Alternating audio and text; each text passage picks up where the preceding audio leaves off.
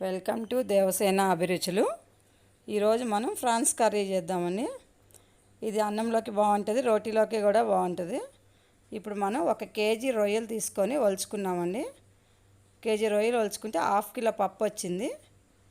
దీన్ని ఇప్పుడు మనం రెడీ చేసుకుందాం. దీంట్లో 1 స్పూన్ పసుపు వేసుకోవాలి, 1 స్పూన్ సాల్ట్ వేసుకొని, 1 స్పూన్ సాల్ట్ పడుతుంది, 1 స్పూన్ నిండా ఆయిల్ వేసుకోవాలండి. ఆయిల్ వేసుకొని స్టవ్ వెలిగించి స్టవ్ మీద పెట్టుకోవాలి. ఇందులో వాటర్ మొత్తం వచ్చేస్తాయండి. ఇలా కలుపుతూ ఉండాలి. ఇందులో ఉన్న వాటర్ మొత్తం వచ్చేసి ఆ వాటర్ మళ్ళీ ఇనికిపోయేంత వరకు మనం ఉడకబెట్టుకోవాలండి. అప్పుడు ఫ్రాన్స్ మంచిగా ఉడికిపోతాయి. ఆ వాటర్ మొత్తం బాయిల్ అయిపోవాలి. బాగా డ్రై అయ్యే వరకు మనం ఉడికించుకోవాలి. చూడండి, ఇలా డ్రై అవ్వాలి. ఈ విధంగా డ్రై అయిన తర్వాత తీసి పక్కగా పెట్టుకొని ఒక బౌల్లో పెట్టుకొని, ఇప్పుడు మనం దీనికి కావాల్సిన పదార్థాలు చూద్దాం. సాల్టు, కారం, పసుపు, అల్లం వెల్లిగడ్డ, గరం మసాలా, ధనియాల పొడి, ఆనియన్, టమాటాలు, తగినంత ఆయిల్, కొత్తిమీర, కరివేపాకు. ఇప్పుడు మనం స్టవ్ వెలిగించుకొని కడాయి పెట్టుకుందాము. ఇప్పుడు తగినంత ఆయిల్ వేసుకోవాలండి. ఆయిల్లో 2 ఆనియన్స్, బాగా సన్నగా తరుక్కున్న ఆనియన్స్ 2 వేసుకోవాలి. ఇవి బాగా కలర్ వచ్చే వరకు వేపుకోవాలండి. దీంట్లో కొంచెం సాల్ట్ వేసుకోవాలి. రొయ్యల్లో వేసాం కాబట్టి దీంట్లో కొంచెం తక్కువే వేసుకోవాలి. 1 చిటికెడు వేసుకుని సరిపోద్ది. పసుపు కూడా చిటికెడు వేస్తే సరిపోతుందండి. అన్నీ రొయ్యల్లో వేసుకున్నాం కాబట్టి దీంట్లో కొంచెం వేయాలి. అల్లం వెల్లిగడ్డ పేస్టు 2 చెంచాలు వేసుకోవాలి. ఇప్పుడు కొత్తిమీర, కరివేపాకు కూడా వేసుకోవాలి. ఈ ఆనియన్స్తో పాటు అవి కూడా వేపాలి. ఈ టమాటాలు మిక్సీ పట్టుకోవాలండి. మిక్సీ పట్టుకొని టమాటా ప్యూరీలాగా చేసుకొని అది కూడా ఇందులో వేసేసుకోవాలి.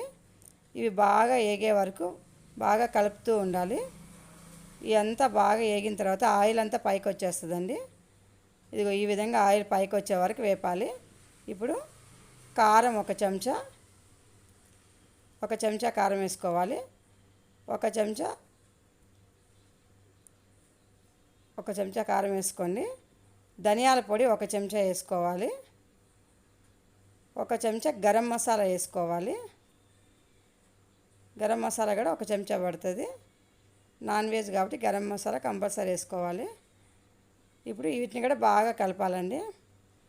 బాగా కలుపుకుంటూ ఆయిల్ అంతా పైకి వస్తుంది చూడండి, బాగా వేగిపోయినట్టు.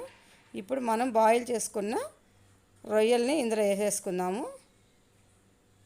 ఈ విధంగా వేసేసుకోవాలి. ఇప్పుడు వీటిని కూడా బాగా కలపాలి. బాగా రొయ్యలకి మసాలా మొత్తం పట్టే వరకు మనం బాగా కలుపుకోవాలి. సన్న మంట మీద చేయండి, పెద్ద మంట పెడితే మాడిపోతుంది. స్టవ్ సిమ్లో పెట్టుకొని చేసుకుంటే బాగా టేస్టీగా ఉంటుంది. ఇప్పుడు కొంచెం వాటర్ వేసుకుందాము. 1/2 గ్లాస్ వాటర్ వేసుకొని మూత పెట్టాలండి. వాటర్ వేసిన దానివల్ల రొయ్యలకి అన్నిటికీ ఉప్పు, కారం అన్నీ బాగా పడతాయి. ఈ మసాలాలు అన్నీ బాగా పడతాయి. ఇట్లా ఆయిల్ పైకి వచ్చే వరకు మనం మూత పెట్టి ఉడికించుకోవాలి.